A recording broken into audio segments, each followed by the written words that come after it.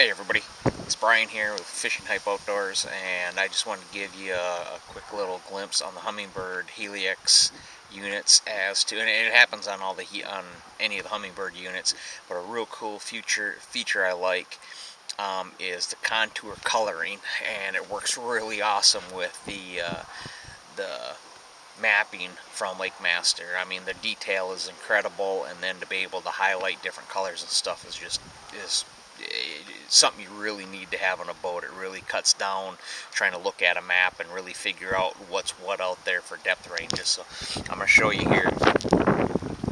I've got this. We're on the flat out on Lake Barkley, out in front of Katawa here, and you can see I got a bunch of green out here. You can see the main river channel up through here, secondary channel going through, on both sides here, and then a big shallow flat.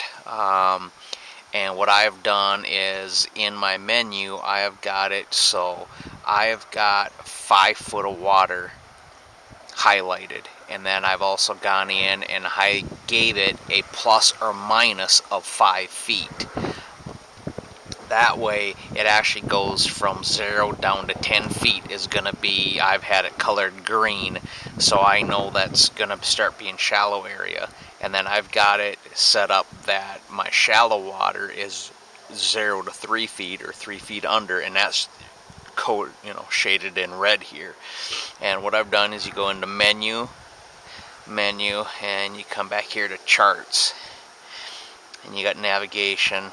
You get your sonar settings, and what you're going to want to do is come to Humminbird chart. You come down here, and you got different depth colorings. What this does is change the colors of your blues and your whites here. I like it on number 3. It gives me a decent white, gives me gives you your side channel, and gives me a good dark blue for my main river channels. Here's my depth highlight that I was talking about. I've got it at 5 feet. Now if I take and get rid of my range of plus and minus, and I just go 5 feet, you can see here just a little bit got blue here and a little bit blue there, because when you say depth highlight and I say 5 foot, it's only highlighting those 5 foot spots. Now if I go plus or minus, say my 5 foot, it's bringing it from 5 foot all the way out. You can see here's a 9 foot mark, so you're basically 10 foot, so it's plus or minus of your 5 feet, which I think is a pretty neat deal, because it shows you that whole flat then, as being under a 10 foot range. And now down here is where I've got my shallow water mark, and I've got that at 3 feet. Now you could highlight that and make it 10 feet if you want, and then it's going to color all that stuff you had is going to be red. At least I like having red, that way you're not going to, it's danger zone on red. But I had it set for basically 3 feet. I know anything under 3 feet I'm definitely in trouble. 5 feet, you should be okay. Most lakes, unless you get around a stump or something, might stick up high enough that you might get in trouble, but 3 feet's where I wanted it. The other real cool feature of this, especially when lakes go up and down, just like the Tennessee River does, and Lake Barkley and the Cumberland River, the lakes have a summer pool and a winter pool. The maps are generally all made and documented for full pool. So on Kentucky and Barkley, that is 359 feet above sea level. So at 359 is when this map was made, and all these depths were put on here. We're at pool. Well, right now they're in winter pool, so they're down 5 feet from where they should be. So they're at 354. Cool thing here is I have no water. I have my set at 0, because when I was last there was summertime. So now that it's fall or winter and it's down 5 feet, look at how it changes all this. I'm going to exit out of here. And look at how much difference that makes now out here.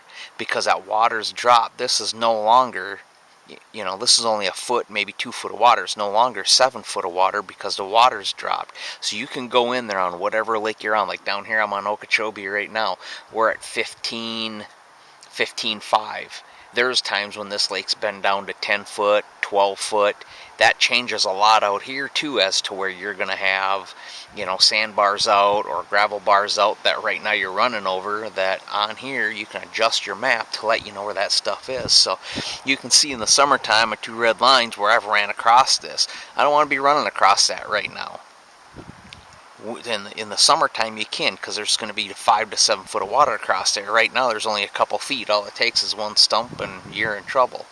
But that is the cool features on the Humminbirds, on being able to color your charts, especially these new Lake Masters with the detail they got, and keep yourself out of trouble running in and out of bays. You know, like here you cut this corner, you got this real shallow area and all that sticking out here. In the summertime you wouldn't have to worry about that. You'd come in here, go menu again to your charts, come down here to water level offset, where summertime, come back up here to 0.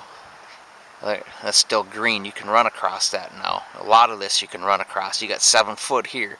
That was showing 2 foot earlier because of the water offset. And you can do that as the year goes on too. Say each month the water comes up a foot or whatever. You can go in there and change your depth to that. So neat little trick, neat little deal there that the Humminbirds have, and with the detail on the Lake Master chips, will really help you out on your fishing, your navigation on the lakes that you're on. But hopefully that helps you out, give you another tool to use in your system on the Humminbirds and your Lake Master. But until then, hopefully we'll see you guys out on the water, especially if you're down in Lake Okeechobee. I'll be down here all winter now, but we'll catch you out on water. Good luck out there and tight lines.